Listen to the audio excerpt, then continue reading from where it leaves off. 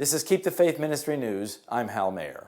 Seismologists are saying that Washington, Oregon, and California are overdue for the big one.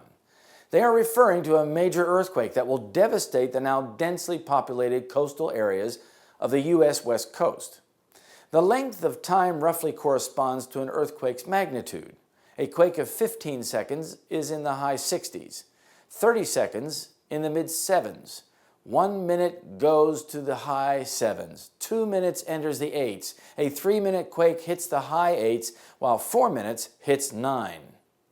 Way back in 2005, Yasutaka Ikeda, a Japanese geologist, predicted that Japan would soon have a 9.0 magnitude or higher with catastrophic consequences. He was largely ignored. But in 2011, a 9.0 quake devastated northern Japan and, with its subsequent tsunami, killed over 18,000 people. Scientists are saying that the U.S. West Coast is due for a massive quake also. They say the maximum capability of the San Andreas Fault is only 8.2, which is a powerful earthquake, but only 6% of the Japanese event. The Cascadia subduction zone, just north of the San Andreas Fault line, however, runs for 700 miles off the coast of the Pacific Northwest. The Juan de Fuca tectonic plate is slipping steadily beneath North America, but North America is stuck against the surface of the plate. This is pushing North America upward and compressing eastward at a rate of 4 to 40 millimeters a year. Sooner or later, according to seismologists, North America will rebound like a spring, and when it does, a very big quake is likely, dropping the continental shelf west of the Cascade Mountains by as much as 6 feet and rebound to the west 30 to 100 feet. Some of that shift will be under the ocean, forcing a colossal quantity of water to surge upward, sending giant waves to Japan and the United States.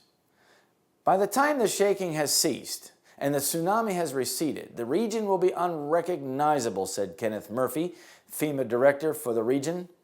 Our operating assumption is that everything west of Interstate 5 will be toast. That's 140,000 square miles, including Seattle, Tacoma, Portland, Eugene, Salem, Olympia, and 7 million people. When it happens, it will be the worst natural disaster in American history. FEMA projects a minimum of 13,000 deaths and 27,000 injuries in a major Cascadia event. This is one time that I'm hoping all the science is wrong, and it won't happen for another 1,000 years, Murphy says. The odds of a big earthquake in the next 50 years are approximately 3 to 1. The problem is that the Pacific Northwest is unprepared for it.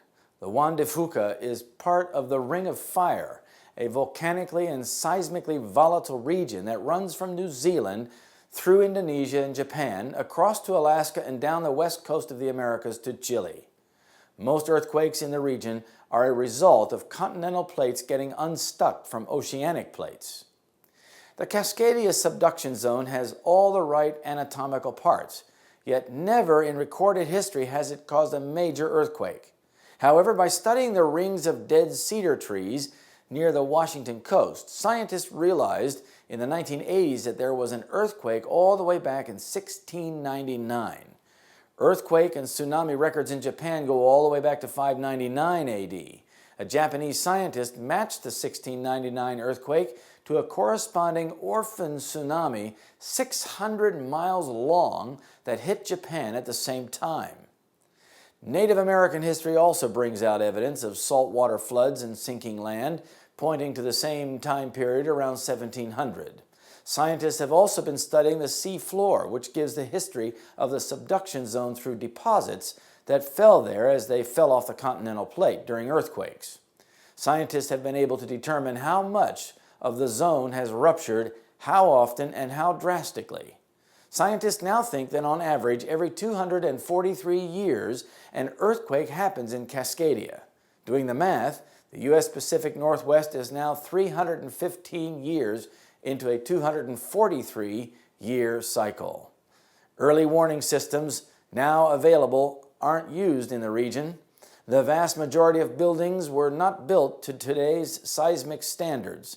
FEMA estimates more than 1 million structures will collapse: schools, hospitals, office buildings, and bridges. Most of Seattle is built on liquefiable land. The sloshing, sliding, and shaking of a major quake will trigger fires, flooding, pipe failures, dam breaches, and hazardous material spills. In 4 to 6 minutes, the shaking will subside.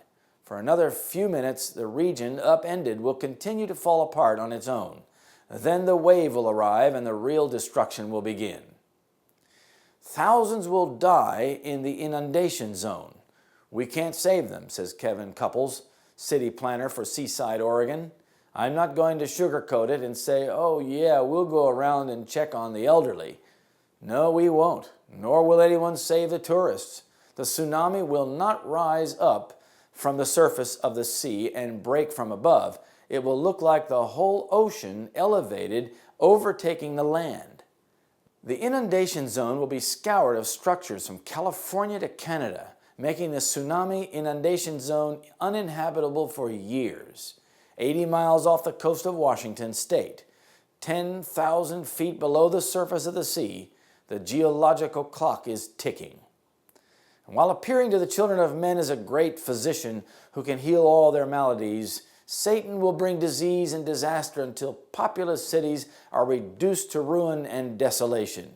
Even now he is at work in accidents and calamities by sea and by land, in great conflagrations, in fierce tornadoes and terrific hailstorms, in tempests, floods, cyclones, tidal waves, and earthquakes. In every place and in 1,000 forms, Satan is exercising his power. He sweeps away the ripening harvest, and famine and distress follow. He imparts to the air a deadly taint, and thousands perish by the pestilence. These visitations are to become more and more frequent and disastrous. Destruction will be upon both man and beast. The Great Controversy, page 589 and 590. This is Keep the Faith Ministry News.